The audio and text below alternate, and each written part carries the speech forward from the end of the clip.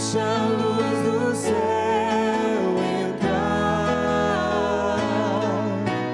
Abre bem as portas do teu coração e deixa a luz do céu entrar. Deixa a luz do céu entrar. Boa noite, família Evangelizar. Que alegria! Vamos juntos conhecer a palavra de Deus. Estamos começando o programa com Dom José Antônio Peruso, conhecendo a palavra. Separe o caderno, caneta, a Sagrada Escritura para fazer as anotações. Quero acolher você que nos acompanha aqui em Curitiba, região metropolitana, mas você que nos acompanha lá no Nordeste, você que nos acompanha no Norte, você que nos acompanha na região Centro-Oeste, região Sudeste, você que nos acompanha aqui pelo canal 16, mas vocês que nos acompanham lá em Recife pelo canal 47, você que nos acompanha em Cascavel pelo canal 50, sejam todos bem-vindos. E com essa motivação, vamos conhecer a palavra e eu passo então para Dom José Antônio Peruso. Olá, William, Vinícius, Joelma, Jean, toda a equipe, querido irmão, querida irmã, telespectadores. O William já os mencionou, muitos lugares do Brasil, realidades, lugares, cidades cujo nome eu nunca tinha ouvido ou não lembro de ter ouvido, mas vez por outra encontro algum recado de muitos lugares. Então, graças a Deus, a palavra ainda é conhecida em muitos ambientes. E é grande o número dos que por ela se interessam, querem conhecê-la, não apenas por curiosidade religiosa, mas porque pela palavra querem conhecer o Senhor. Aliás, conhecer é um verbo que vai aparecer neste programa, saber, nesse e no próximo. É interessante no Evangelho de João o sentido deste verbo. Mas vamos lá.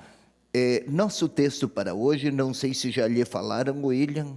Já falaram? Qual é? Diga, por favor. Evangelho de São João, capítulo 9, versículos de 13 a 24. Sabe você agora e também o telespectador tem aí... tem no seu monitor a citação.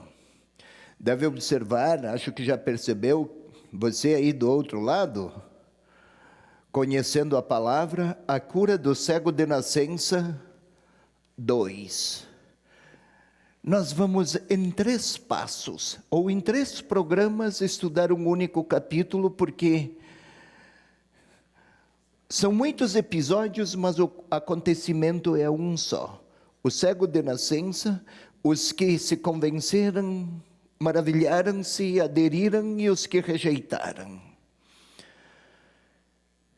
Todo o Evangelho de João, aliás, coloca ou apresenta quase que como em 2 polos, os que creem e os que aderem a Jesus, os que o rejeitam e resistem-lhe. É assim também no capítulo 9. E eu peço, por favor, William, nosso texto para hoje é João 13 a 24. Mas eu gostaria que você, João 9, 13 a 24. Mas eu gostaria, William, que você não começasse apenas no 13. Pode começar no 8. Você, telespectador, telespectadora, se lembra bem da outra vez, a cura do cego de nascença? Havia um cego nas vizinhanças do templo, mendigava, e alguém perguntou. Os discípulos, melhor, perguntaram. Era a mentalidade da época. Quem pecou, neste caso aqui? Nasceu cego. Ele ou seus pais? E a resposta era o esquema religioso, era o sistema de interpretação das doenças, dos infortúnios, dos tropeços, dos acidentes. Estava associado a uma interpretação religiosa. moral e religiosa. Este infortúnio, ou esta deficiência, nós chamamos deficiência, e assim é, à época se dizia alguém pecou, ou ele ou seus pais. Tradições do Antigo Testamento. Mas alguém deveria pagar por algum pecado que não fora ainda, face ao qual ainda não se apresentara um arrependimento adequado, correto. E permanecia. Foi assim, é o texto e o debate que começou. Primeiro, será que é ele? É ele? Sim? Não? E aí chegamos ao versículo 8. E daí interessa-nos a partir do 13. Um pecado não suficientemente reparado precisava de uma explicação. E é o debate, além de ter sido ele curado. Jesus o mandou lavar-se na piscina de Siloé, fizera um pouco de lama com saliva. Saliva é portadora da verdade e da força do espírito da pessoa. Colocara nos olhos dele. Ele fora se lavar e passou a ver. Ele nem sabia que era cego, o que era ser cego, porque nascera assim. E aí o debate começou. Por favor, William. Versículo 8. Os vizinhos então, e os que estavam acostumados a vê-lo antes, porque era mendigo, diziam: não é esse que ficava sentado a mendigar? Prossegue. Sim, até o 12, por favor. Alguns diziam: é ele. Diziam outros: não, mas alguém parecido com ele. Ele, porém, dizia: sou eu mesmo. Perguntaram-lhe então: como se abriram teus olhos? Respondeu: o homem chamado Jesus fez lama, aplicou-me nos olhos e me disse: vai a Siloé e lava-te. Fui, lavei-me e recobrei a vista. Disseram-lhe: onde está ele? Disse: não sei. Ou seja, terminamos aqui da outra vez. Estão perplexos, perguntam onde está ele. Sua grande resposta é esta: não sei, terminou aí. Então agora continua, de 13 até 24, vamos ver se ele sabe. Onde está ele? Não sei, quem sabe ele vai saber. Vamos lá.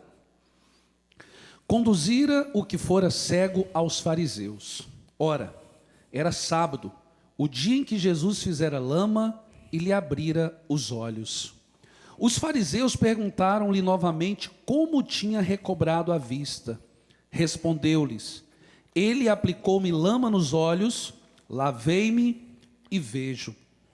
Diziam então alguns dos fariseus: esse homem não vem de Deus, porque não guarda o sábado. Outros diziam: como pode um homem pecador realizar tais sinais? E havia cisão entre eles. De novo disseram ao cego: que dizes de quem te abriu os olhos? Respondeu: é profeta. Os judeus não creram que ele fora cego enquanto não chamaram os pais dos que recuperaram a vista. E perguntaram-lhe: este é o vosso filho que dizeis ter nascido cego? Como é que agora vê? Seus pais então responderam: sabemos que este é o nosso filho que nasceu cego. Mas como agora ele vê, não sabemos, ou quem lhe abriu os olhos. Não sabemos. Interrogai-o. Ele tem idade, ele mesmo se explicará. Seus pais assim disseram por medo dos judeus, pois os judeus tinham combinado que, se alguém reconhecesse Jesus como Cristo, seria expulso da sinagoga. Por isso, seus pais disseram: ele tem idade, interrogai-o. Chamaram então a segunda vez o homem que fora cego e lhe disseram: dá glória a Deus, sabemos que este homem é pecador. Ótimo, 13 a 24. Vamos antes, rapidamente, ainda que rapidamente, retomar a contextualização Dela nós nos servimos já no encontro anterior. Por favor. William, você queira ler novamente João 1, versículos 5, 9 e 11. Enquanto você vai até lá, eu explico ao telespectador que para compreender este texto do capítulo 9, precisamos recordar, somos leitores. Os leitores, quando passaram por 1, 5, 9 a 11, se depararam com um tema que projeta sentido e propõe possibilidades de interpretação lá no capítulo 9. Nós estamos aqui no capítulo 1, desculpe. Mas os versículos do prólogo, aqueles primeiros 18 versículos do Evangelho de João, eles de alguma maneira projetam significado em todo o texto do evangelista. William, você pode, por favor, João 1. E a luz brilha nas trevas, mas as trevas não aprenderam. Um instante, cegueira, estamos naquele tempo, está associado com trevas. Para nós, é deficiente visual. Lá, alguém que não vê, está mergulhado nas trevas. A luz brilha nas trevas. Já está a anunciar algo que lá no capítulo 9 poderá acontecer. Segue. Ele era a luz verdadeira que ilumina todo homem. Ele vinha ao mundo. Ele estava no mundo. E o mundo foi feito por meio dele. Mas o mundo não o reconheceu. Veio para o que era seu e os seus não receberam. Ou seja, lá no capítulo 9, a luz brilhou nas trevas e alguns não receberam. Na sequência, aqui nesse primeiro capítulo ainda diz, mas os que receberam, estes podem se tornar filhos de Deus. A outra tela para outra contextualização. Agora aqui, no nosso capítulo 9 especialmente, onde se realiza, qual é o acontecimento ou os fatos que antecedem. Nos capítulos 7 e 8, são 2 capítulos que se referem à festa das tendas. Houve acentuados debates, exaltados debates de Jesus com seus adversários. E naqueles debates, o tema da água e da luz reapresentaram-se. No capítulo 9, a água, vai lavar-te na piscina, e a luz, ver, também são temas, reapresentam-se. O que encontramos no capítulo 7, no capítulo 9, desculpe-me, de alguma maneira já fora introduzido nos capítulos 7 e 8. Vamos mais uma tela ainda de contextualização. Logo a seguir, no capítulo 10, então, também no que segue se vislumbra uma relação, desta vez por contraste. No capítulo 9 atuam os maus pastores, aqueles que não percebem, nem que o cego precisava da vista, da luz, e que quando ela chegara, não reconheceram quem a trouxera e qual o significado que ela apresentava. Já no capítulo 10, o bom pastor, se no 9 encontrou resistência, no 10 ele explicita suas características. Mais um pouco, a outra tela ainda. O capítulo 9, você pode ler, William? O capítulo 9, o que temos aqui? O capítulo 9 põe em prática um processo catecumenal de conhecimento progressivo da pessoa de Jesus Cristo. Isto não é apenas ver um milagre. E aí, vamos à nova tela, por favor. Opa, eu esqueci, voltemos ao texto anterior. O que é processo catecumenal? Progressividade. Na dinâmica de conhecer Jesus, perceber quem Ele é até aderir a Ele. Houve isso aqui no capítulo 9. Todo o 9. Nós estamos hoje com 9, 13 a 24. Mas, William, você está aí com a Bíblia aberta? Sim. 9, 11, 12. No capítulo 9, versículo 11. Você pode acompanhar aí na sua casa. Por favor, William. Respondeu: o homem chamado Jesus fez lama, aplicou-me nos olhos e me disse. Ótimo, já está bem. Homem. Vamos ao versículo 17, William. Versículo 17. De novo disseram ao cego: que dizes de quem te abriu os olhos? Respondeu: é profeta. Opa, antes era um homem. O diálogo continuou, é um profeta. Vamos ao versículo 33, por favor, William. E esse homem, se esse homem não viesse de Deus, não poderia fazer. Opa, agora este homem Desculpa, nada poderia fazer. Nada poderia fazer, ótimo, William. Mas este homem, se não viesse de Deus, já vem um detalhamento ainda mais aprofundado. Homem, profeta, agora alguém que vem de Deus. Vai ao versículo 35, William. Jesus ouviu dizer que o haviam expulsado. Encontrando, disse-lhe: crês no Filho do Homem? Respondeu ele: quem é esse Senhor para que eu creia nele? Não, quem é este Senhor para que eu creia nele? Vai lá. Jesus ouviu, vou repetir, tá? Jesus ouviu dizer que o haviam expulsado. Encontrando, disse-lhe: crês no Filho do Homem? Respondeu ele: quem é, Senhor, para que eu nele creia? Jesus lhe disse: tu vês, é quem fala contigo. Exclamou ele: creio, Senhor, e prostrou-se diante dele. Ótimo. Um homem, um profeta, alguém que vem de Deus. Senhor, eu creio. E prostrou-se. Notemos a progressividade da experiência deste homem que nascera cego, que, digamos assim, na linguagem usual da época, que estava mergulhado nas trevas. E então, sim, podemos agora começar no nosso versículo 13, versículos 13 e 14. Você pode lê-los, William? Conduziram o que fora cego aos fariseus. Ora, era sábado, o dia em que Jesus fizera lama e lhe abrira os olhos. Olha, eles não dizem por que é que conduziram o que fora cego aos fariseus.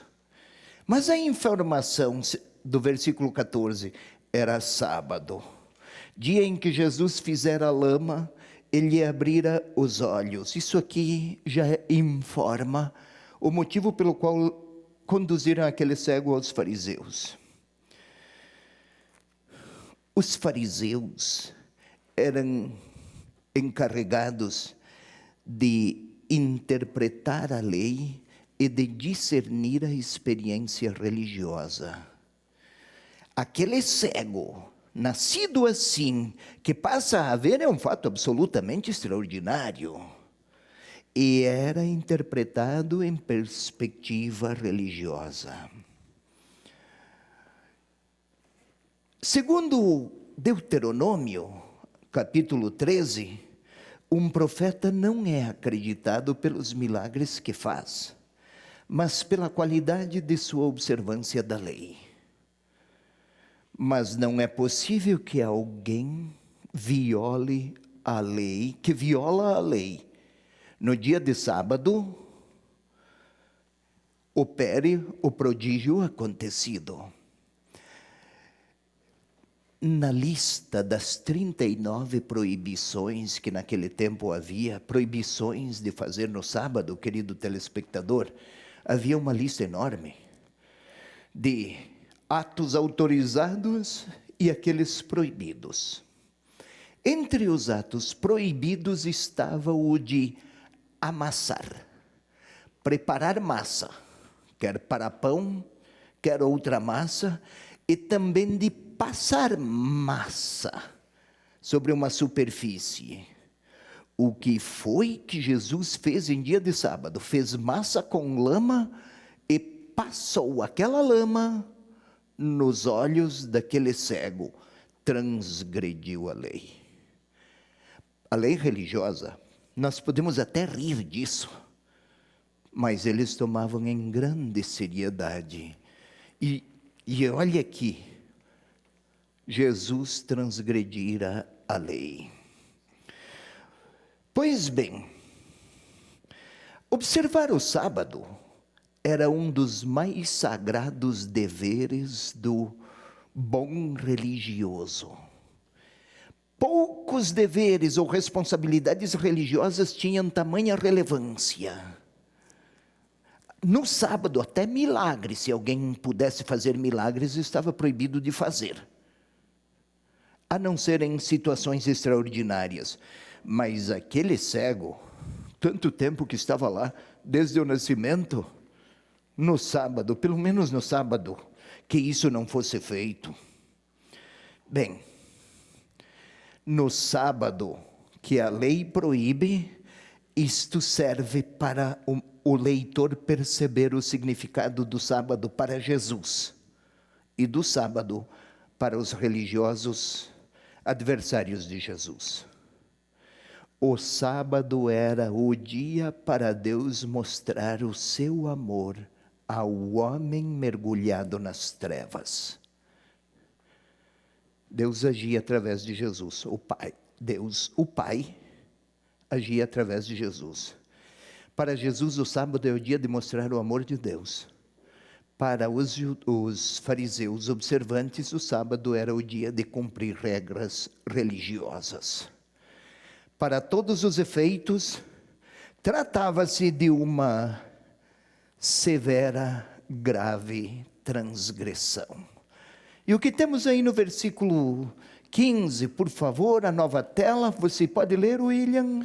Os fariseus perguntaram-lhe novamente como tinha recobrado a vista. Ele respondeu: aplicou-me lama nos olhos, lavei-me e vejo. Olha, os fariseus perguntaram-lhe novamente como tinha recobrado a vista. Este fato, ou esse uso do imperfeito, o verbo ao imperfeito, aponta para nós, parece apenas uma realidade passada, passado imperfeito. Para a língua, o grego, no qual foi escrito o texto, o imperfeito significa uma ação repetida e continuada, começada no passado e que continuou. Aponta para um interrogatório detalhado. Era grave demais aquela transgressão e era preciso perguntar com pormenores, porque talvez alguma sentença, alguma condenação religiosa, alguma punição deveria ser aplicada. Mas a gente continua depois do intervalo, no versículo 15, que precisamos visitá-lo com mais vagar. Antes de irmos para o intervalo, eu quero lembrar você que nós estamos na terceira etapa na campanha de expansão da rede Evangelizar de Comunicação. Então faça a sua contribuição extra e ajude para que o Evangelho possa chegar a mais casas, a mais cidades, a mais dioceses. Vamos para o intervalo cantando.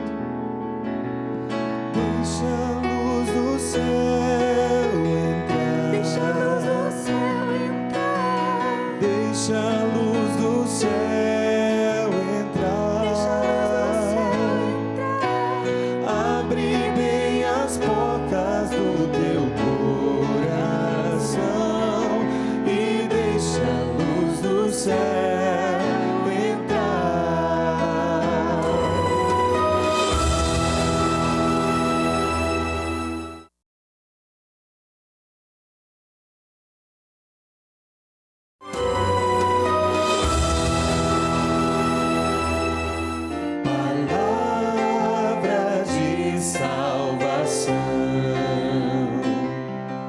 Somente o céu tem pra dar. Por isso meu coração se abre para escutar. Quero aqui saudar algumas pessoas que estão nas redes sociais, no facebook.com/TV Evangelizar Oficial. A Deusdete nos acompanha de Presidente Bernardo, São Paulo. Temos aqui também a Cristiane Soares de Paissandu, aqui no estado do Paraná.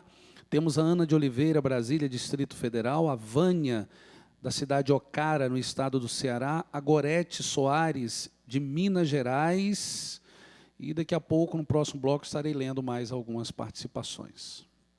William, eu vi aqui umas pessoas até pedem orações, porque há muitas aflições, escreveram. Tem ali a Liane pedindo oração diante de muitas aflições. Gente com um filho desempregado.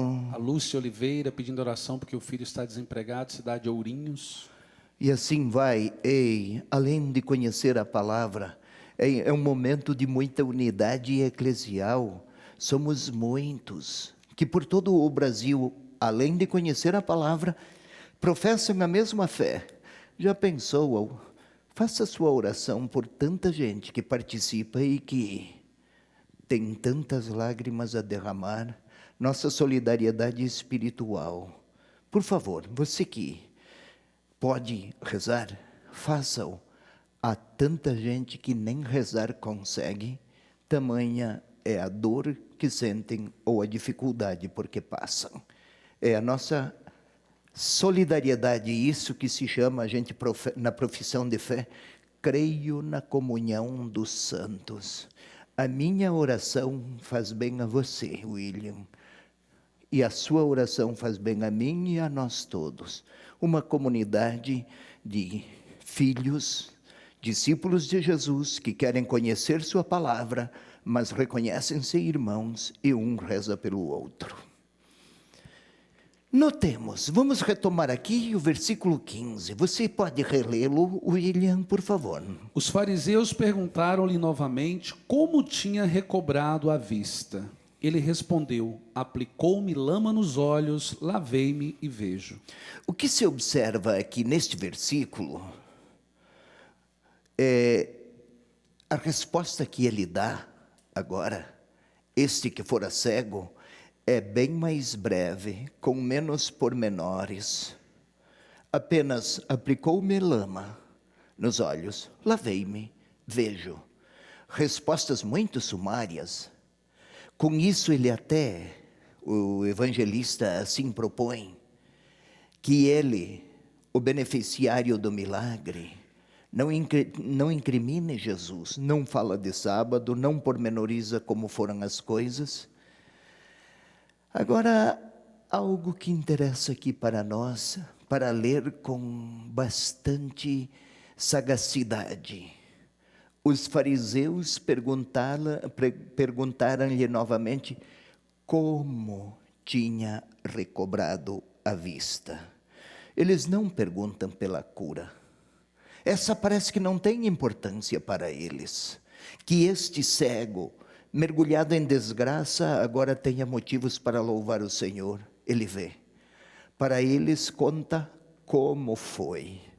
A pergunta de quem está em busca de detectar alguma transgressão.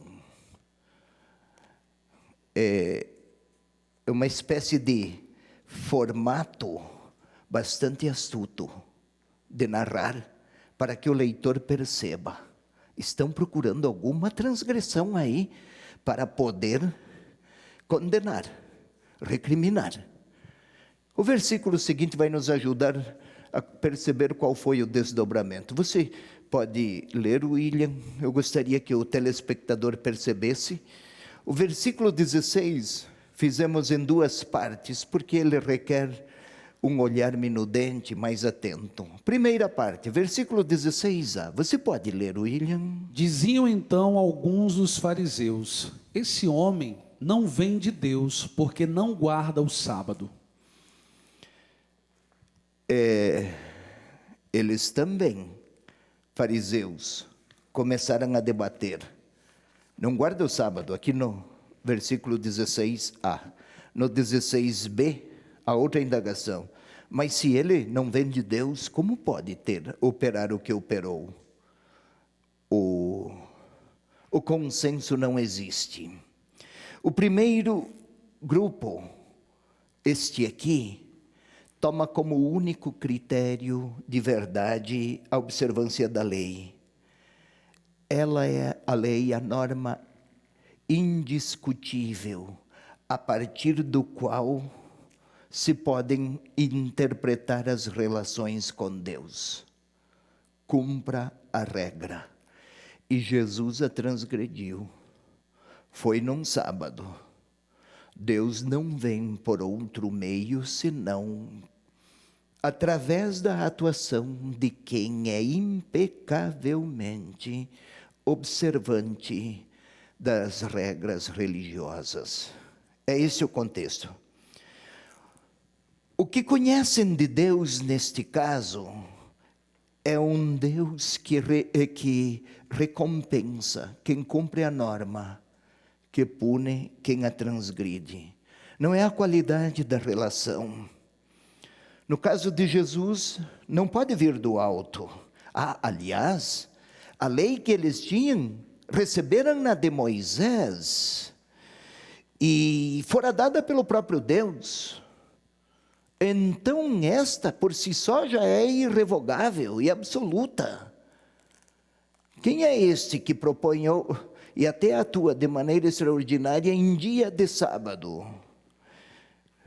Ele não guarda. Este verbo guardar também está aqui para apontar. No Evangelho de João, guardar tem um sentido de relação. Este homem não pode vir de Deus porque sua relação com Ele está profundamente atormentada ou ela está rompida, pois que o sábado foi transgredido. Vem de Deus.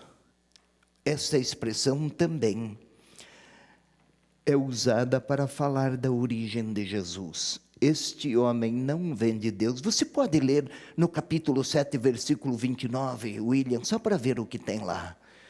Fala-se de vir de Deus. Vir, a procedência, a sua origem. Não pode começar em Deus algo que desrespeita a lei do próprio Deus. Vai lá. 7:29. Eu, porém, o conheço, porque venho de junto dele, e foi ele quem me enviou. Vir desde Deus tem um sentido teológico. Qual é a origem daquele homem que operara aquele prodígio? Alguém sempre imerso nas trevas agora vê. Rejeitado por Deus desde sempre, nasceu assim. Estamos na mentalidade da época. Quem é este? Em dia de sábado, recompõe o caminho e a história daquele cego. Então vamos a 16b para acompanhar. William, você pode seguir. Os outros diziam: como pode um homem pecador realizar tais sinais?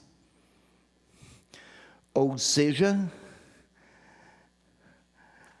como pode um homem pecador realizar algo tão extraordinário? Há uma incompatibilidade e uma exclusão. Um sinal deste porte, para um pecador, um exclui o outro. Não é Jesus nem o beneficiado que se refere sinais. Olha, parece que Jesus não fez só um. Está no plural, né? Eles estão conscientes de que há algo para além de um fato extraordinário, mas muitos estão em desdobramento. Percebem que tudo provém de uma força superior. Como pode um homem pecador realizar tais sinais? Ele é só homem, mas os sinais não apontam para o limite do humano. Como explicar isso? eles não percebem ainda que é um Deus amoroso, mas questionam e estão admirados, talvez fascinados. Algo assim? Algo de absolutamente desconhecido se vislumbra. Vamos a um novo passo. Parece aqui uma espécie de enredo novelístico. A novela, a cada novo passo, um novo capítulo, uma nova face do debate, e vai desvelando gradativamente até aparecer o todo da realidade. E aí vamos ver, a grande realidade é o amor de Deus por aquele homem, símbolo de qualquer homem, imerso em situações dramáticas de distância de Deus. As trevas apontam distanciamento dele. Então o versículo 17 pode nos ajudar também. De novo disseram ao cego: que dizes de quem te abriu os olhos? Respondeu: é um profeta. Isto.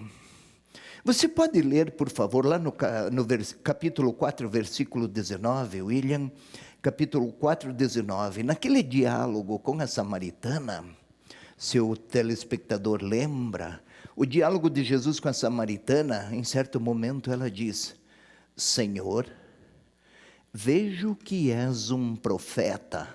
Ainda não é bem esta a identidade de Jesus, profeta. Ele é mais do que um profeta.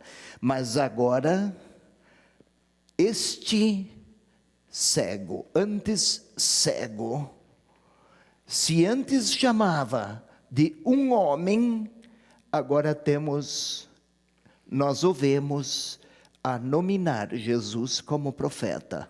Foi um belo salto na interpretação da identidade daquele que o aproximara da luz. Estamos em progressão, em maturação, digamos assim, um caminho de conversão. Disse-lhe a mulher: Senhor, vejo que és profeta. O que está acontecendo é que agora a atenção não se concentra mais na ação de Jesus. Que dizes do cego? Ou melhor, que dizes de quem te abriu os olhos? Ação. A resposta é a pessoa de Jesus. A pergunta não é mais pela ação, mas pela pessoa. É um profeta. O evangelista, ele pretende que o leitor se dê conta, perceba, atine para uma mudança no linguajar deste que fora beneficiado pelo milagre. Que perceba, assim o narrador, o evangelista, pretende que o leitor de ontem e de hoje, na medida em que lê, também perceba a experiência vivida por aqueles personagens. Querido irmão, querida irmã, nós temos uma grande tentação de ler os fatos bíblicos, e especialmente no caso dos evangelhos, com a atenção voltada para o prodígio, para o extraordinário, para o miraculoso, e até fixamos os nossos olhos e as nossas atenções àquele fato prodigioso que suscita estupor, maravilhamento. Mas o evangelista não pretende destacar o milagre. Ele pretende sim que o leitor de ontem e de hoje possa notar, intuir, reconhecer um processo de maturação e aprofundamento no diálogo. Pode ver, de maneira muito sutil até, sorrateira, estamos passando do ato miraculoso para a identidade e a pessoa. É relação com Jesus que ele pretende destacar, não apenas o maravilhamento ante o milagre. Vamos mais um pouco, sempre nesse versículo 17. Nós podemos notar também, profeta tem aqui um sentido usual do Antigo Testamento. designa o homem que tem uma relação especial com Deus. Sabe, William, facilmente nós somos induzidos ou movidos a interpretar o profeta como aquele que fala, que anuncia, que denuncia. E é verdade, sempre, Vinícius, quase sempre na tradição bíblica, no Antigo Testamento, ouvi a palavra do Senhor que me disse, ou foi-me dito pelo Senhor as seguintes palavras. Um processo de audição, de alguém que ouve e que fala. Verdade, profeta é o homem que fala, que anuncia. Mas antes ainda de ser alguém que fala, é alguém que tem uma relação de intimidade com Deus. Ainda no caso aqui de Jesus, este profeta é alguém que tem relação de intimidade com Deus. O cego nem sabe quem é, mas percebe que o que lhe acontecera estava vinculado a alguém em grande proximidade com Deus. O evangelista pretende que o leitor perceba que a pergunta pelo sábado e aquela transgressão ainda não desapareceu. Todavia está criando todo um ambiente que permita ao leitor observar que quem é cego não é aquele cuja vista estava embotada e agora vê, mas é alguém que diante das maravilhas não percebe que Deus age. Na realidade, o evangelista pretende que o seu leitor reconheça que a relação com Jesus Cristo faz-nos perceber as atuações e a presença de Deus na história. Ou seja, quem está à procura de Deus o percebe. Quem não o procura, até mesmo diante do milagre, não o reconhece. Não se trata então de buscá-lo na multiplicação dos milagres, mas na demonstração, na percepção de quão grande é o amor que Ele revela. Ele, Deus, revela em Jesus Cristo. Vamos ver os versículos seguintes que eles nos levam para lá. Eu gostaria, por favor, pode retornar à tela anterior? Esqueci. Este nosso cego, anterior cego, agora já tomou posição.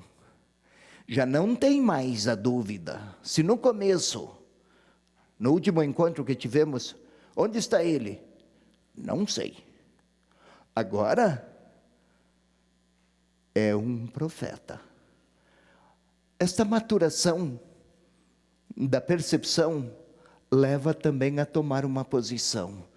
Não é apenas um espectador que fala, ou um participante de um cenário no qual ele é o beneficiário e fala. É alguém que no seu falar também apresenta sua tomada de posição diante de Jesus. Ou face ao que lhe acontecera a partir de Jesus. Vamos lá ao versículo seguinte, agora sim. Versículo 18, William, você está concentrado? Sim. Nossa, eu vi aí, de fato, está muito absorto. Então leia. Os judeus não creram que ele fora cego enquanto não chamaram os pais do que recuperara a vista. Caramba, mas quantas dúvidas, hein? Parece que aqui é um questionamento de tipo investigativo. Observemos.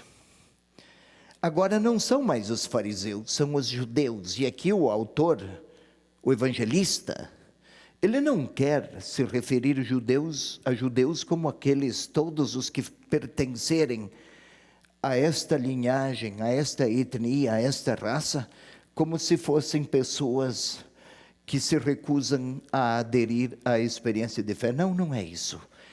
Quando ele fala judeus, aqui tem um sentido bem restrito. Os dirigentes da religião judaica da época. Longe de dizer os judeus, todos eles. Tenho amigos judeus e pessoas de uma fé muito profunda. Se não são cristãos, são homens que se deixam, homens e mulheres que se deixam iluminar pelas esperanças e pelas sadias, belíssimas experiências de fé do Antigo Testamento. Aqui em Curitiba temos um rabino, mas é extraordinário aquele homem. É um homem de Deus. Mas nosso tema aqui é outro. Os judeus não creram que ele fora cego. São judeus, não são mais os fariseus, mas são os representantes oficiais da autoridade religiosa judaica. Mas tem um pouco mais. São aqueles que podem excomungar. Opa! Aqui o caldo pode entornar.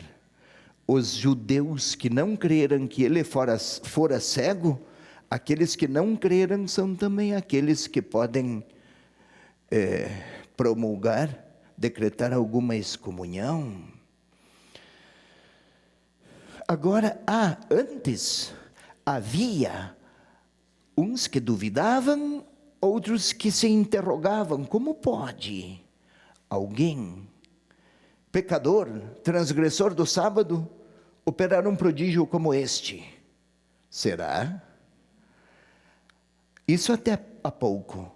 Agora existe um grupo de adversários que é homogêneo e é hostil. Eles duvidam. E essa hostilidade se evidencia aqui de duas formas. Não creram. Não é apenas uma atitude intelectual, psicológica, duvidar. Não é assim. Mas é uma disposição interior a não aceitar. É diferente. É recusar-se a ter fé. E chamar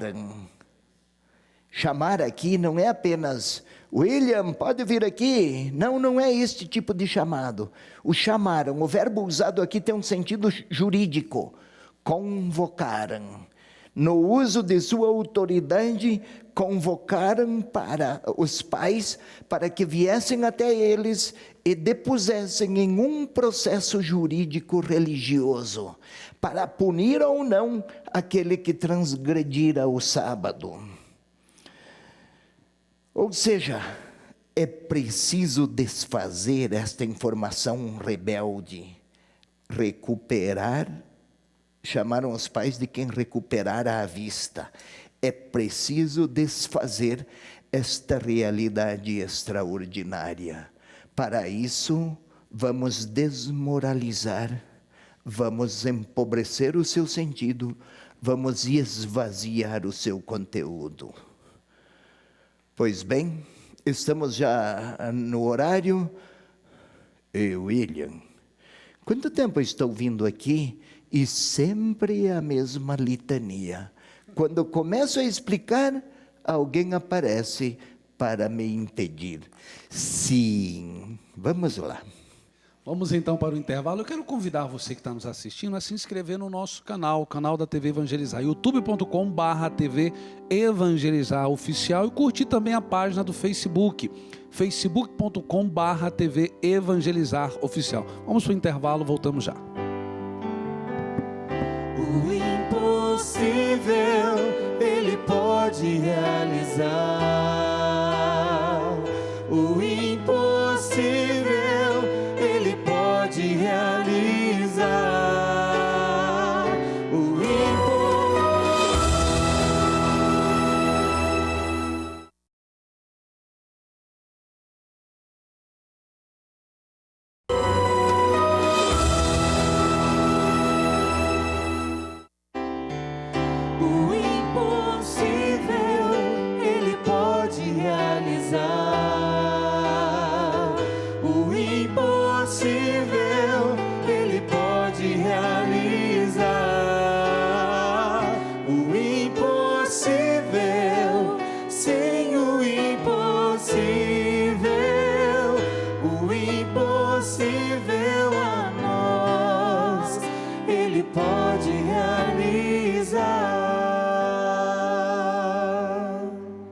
Estamos de volta, o impossível ele pode realizar. Aqui vai um abraço para Regiane Linhares, ela está nos acompanhando de Ipanema, Minas Gerais.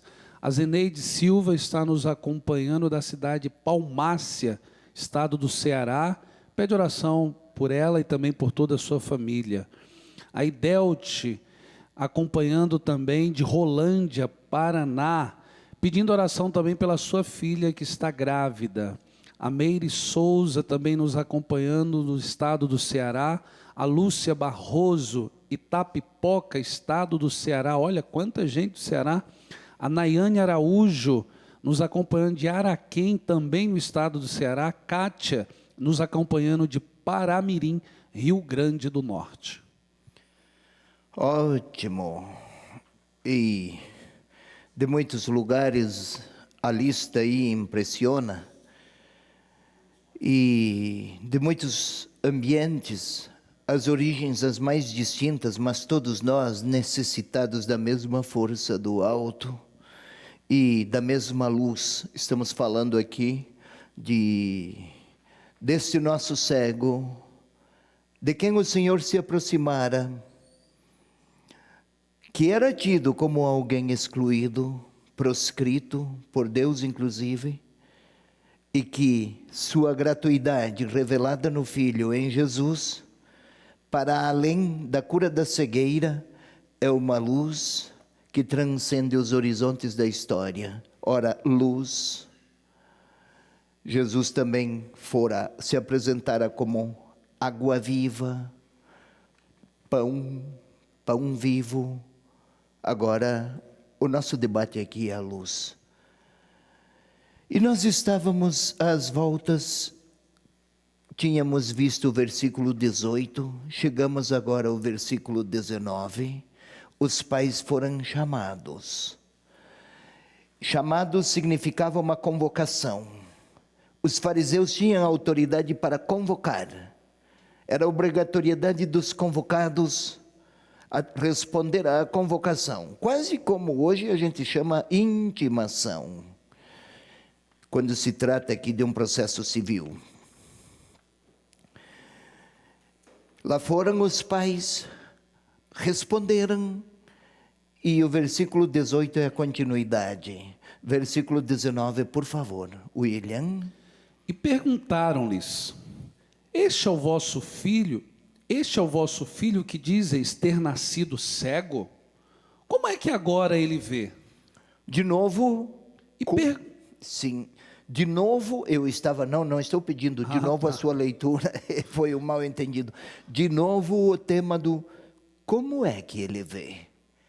Eles pretendem detectar na resposta e no relato alguma transgressão. Mas vamos observar, os pais são chamados a falar sobre 3 pontos. Primeiro, sobre a identidade. Este é o vosso filho? Estão perguntando sobre a identidade. Era cego? A possibilidade para que tenha mesmo acontecido uma realidade, um fato prodigioso, é que ele estivesse imerso numa condição absolutamente limitada. Doentia, doença, paralisia, algum impossível, algum empecilho irreversível. E a outra, como? A pergunta é se houve ou não uma experiência extraordinária. É um conjunto bem detalhado. Um conjunto bem detalhado de perguntas orientado a detectar algum tipo de divergência. Não é a curiosidade sadia de quem quer conhecer, aprofundar-se no acontecido. Há uma intenção malévola de fundo, que querem ocultar, e eles têm autoridade. Eles estão se orientando a desfazer uma realidade extraordinária. E aí, precisamos ver quais são os desdobramentos. Os outros versículos nos ajudam. Seus pais então responderam: sabemos que este é o nosso filho, e que nasceu cego, Mas como agora ele vê, não sabemos. Interrogai-o, ele tem idade, ele mesmo se explicará. Que é filho, eles atestam, sabemos. Vale observar aqui, sabemos, não o sabemos. Saber não é apenas uma informação, um dado intelectual, um conhecimento informativo. Saber é ter consciência profunda acerca de uma determinada realidade. E essa consciência profunda não decorre apenas de um conjunto objetivo de induções, de conclusões. Sabemos depende de relação interpessoal. E eles têm um filho que nasceu na escuridão e permanece nas trevas. Tudo o que eles conhecem de seu filho. Porém, eles se negam a falar sobre a questão do milagre. Porém, eles consideram que há boas razões para confiar na palavra do filho. Com esta resposta já deixam vislumbrar, interrogai-o, ele tem idade, ele mesmo se explicará. Eles estão propensos, os pais, é um pequeno sinal, e eles estão sob pressão das autoridades religiosas. Um pequeno sinal de que, para compreender o que acontecera, é preciso o testemunho e a palavra de quem experimentou a realidade. O evangelista pretende que o leitor já agora intua que não se trata apenas de ter domínio informativo sobre um evento, a cura, o milagre, mas para compreender o acontecido, é preciso ouvir a palavra de quem conhece, quem conheceu a pessoa. Ninguém vai crer em Jesus Cristo por argumentos vindos de fora, por elucubrações de tipo filosófico ou teológico, mesmo teológico. Passa-se a conhecer Jesus a partir da palavra de quem o experimentou e conheceu. Este é o sentido, inclusive, que a igreja no Brasil propõe. A iniciação à vida cristã não é um conjunto de verdades catequéticas a informar, mas experiências a partilhar. A resposta dos pais toma esta direção, e é isso que se vislumbra. Ele tem idade, ele mesmo se explicará. Vamos então ao versículo seguinte, por favor. Seus pais assim disseram por medo dos judeus, pois os judeus já tinham combinado que, se alguém reconhecesse Jesus como Cristo, seria expulso da sinagoga. Esta é a informação do evangelista. Seus pais assim disseram por medo dos judeus, mas na resposta, no versículo anterior, deixam vislumbrar. Ele mesmo se explicará. Vale a experiência do filho. Vale a palavra de quem conheceu o Senhor. E de quem o conheceu não por operações de qualquer tipo, mas por ter sentido na própria existência a presença. Digamos assim, para usar um exemplo, é como fazer discurso sobre a paternidade, William. Você tem um filho, né? Como é o nome? Tiago? Gabriel. Você tinha feito discurso sobre a paternidade, talvez, e tinha ouvido muitas coisas sobre a paternidade. Mas é outra história depois que se torna pai. A verdade de antes é percebida, antes ouvida, agora é percebida por outros caminhos e outras realidades. O que antes atuava a razão, agora entra a experiência subjetiva. E todos os teus planos mudaram a partir daquela experiência. Não foi assim? Com certeza. É assim no caso de Jesus. Se não, seria apenas informação sobre um personagem religioso. Mas vamos aqui tentar explicar esse nosso versículo. Aqui entra em cena o narrador. É como se fechasse um parênteses para explicar a resposta dos pais. Por medo. Assim está traduzido. Seus pais assim disseram por medo. É melhor diferente. O autor escreveu de outro modo, desculpe-me. Os pais assim disseram porque temiam. Ele escreveu o evangelista no imperfeito, como que se tratasse de uma condição permanente. Temiam a pressão, a ameaça, isso os impedia de experimentarem-se livres. Vez por outra aparece o termo medo no Evangelho de João. Você pode ir a 7,13, William, por favor? Sim. Pode falar, pode. 7,13. Entretanto, ninguém falava dele abertamente por medo dos judeus. Olha, depois também José de Arimateia, em 1938, celebramos não faz muito a Páscoa.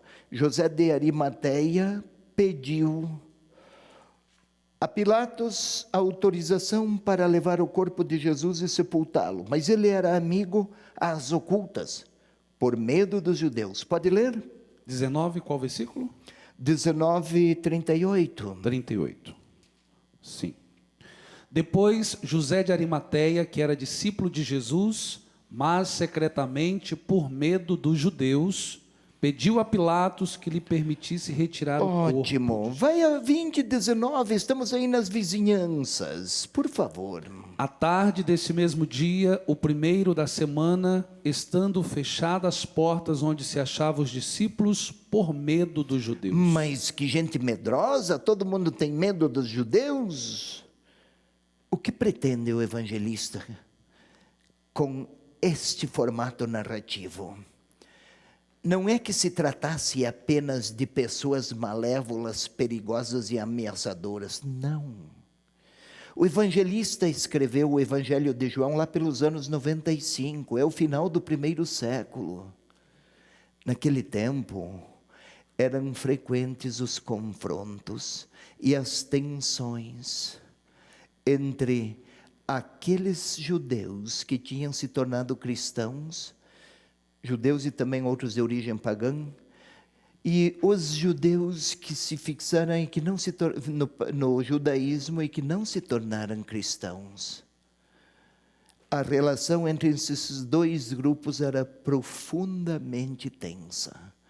E o evangelista, ao mencionar por frequentes vezes, por medo dos judeus, está a indicar uma situação de forte tensão na sinagoga, no seio das comunidades, entre cristãos e a sinagoga. A sinagoga é uma maneira de falar sobre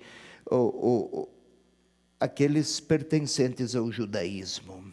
Mas vamos observar um pouquinho mais. Aí no versículo 22b, se alguém reconhecesse Jesus como Cristo, seria expulso da sinagoga. Você pode ler 7:31, por favor, 7:31 e 32? Sim. Isto. Okay. Muitos, porém, dentre o povo, creram nele e diziam: quando Cristo vier, fará porventura mais sinais do que esses fez? Ou seja, estamos aqui no capítulo 9, numa espécie de continuidade com uma tensão já revelada no capítulo 7. E isto é um retrato, essas atitudes, essa tensão e a rejeição contra os cristãos, retrata aquela introdução lá no prólogo. A luz brilhou nas trevas, mas muitos não a acolheram. A decisão, então, dos dirigentes é uma medida de autoridade. Eles não explicam as razões. Já tinham combinado que, se alguém reconhecesse Jesus como Cristo, seria expulso da sinagoga. Já não é mais por outros motivos. Agora é recusar a pessoa de Jesus. Está se acentuando a tensão. E os representantes de Deus, neste caso, os dirigentes, eles são os representantes de Deus e falam em seu nome. Os representantes de Deus excomungam quem reconhece Jesus como enviado de Deus. Eis aqui a contradição na qual caem, na qual eles mergulham. Eles tinham combinado que se alguém reconhecesse, aqui é um erro, desatenção, se alguém reconhecesse Jesus como Cristo, seria expulso da sinagoga.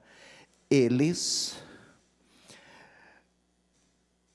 que eram os dirigentes, os representantes de Deus, tinham combinado de expulsar quem acolhesse o enviado de Deus. É uma medida de autoridade que se torna uma espécie de prepotência destruidora, que desfigura a própria autoridade que lhes fora atribuída. Vamos um pouquinho mais e daí o versículo 23. Por isso seus pais disseram, ele já tem idade, interrogai-o. Eles estão atemorizados, os pais. Segundo os dirigentes, é mal que o cego tenha visto. Não porque ele, antes cego, agora vê, mas porque a sua visão, agora com a qual fora agraciado, esta fora um dom no dia de sábado. A lei fora transgredida. Não era mais... Já perdera o objeto, a graça a um homem. Está em jogo a regra transgredida e buscando o caminho punitivo pela transgressão. É sempre assim. Quando Deus deixa de ser o centro, aqui foi a lei. Quando Deus perde a centralidade, a reação primeira é contra o homem. Quando tiramos Deus, quando deixa Ele de ser o centro da nossa vida, a nossa primeira reação é um conflito com alguém. Tornamos-nos injustos, até invocando o nome dEle. Era o que estava acontecendo aqui. Vamos observar, os pais não podem mostrar a alegria de ver o filho que vê, de observar que o filho vê, nem manifestar-se agradecidos a Jesus.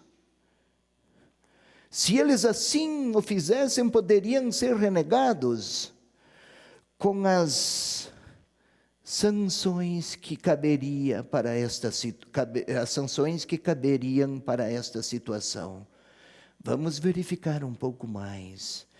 O passo seguinte, por favor, aí o versículo 24. Chamaram então a segunda vez o homem que fora cego e lhe disseram, dá glória a Deus, sabemos que esse homem é pecador. Não é, houve um engano aí, pode ler de novo, William, não é uma interrogação, dá glória a Deus, mas dá glória a Deus, sabemos que esse homem é pecador. Dá glória a Deus, sabemos que esse homem é pecador. E aí muda o sentido, não é verdade? É a terceira fase do diálogo esse aqui. Os pais chamaram, então, a segunda vez, mas é a terceira fase do diálogo. Primeiro o diálogo foi com ele, com o beneficiário, com o cego, depois com os pais. Agora chamaram a segunda vez o homem que fora cego. É uma espécie de processo. Chama um, chama outro, e agora vem o interessado.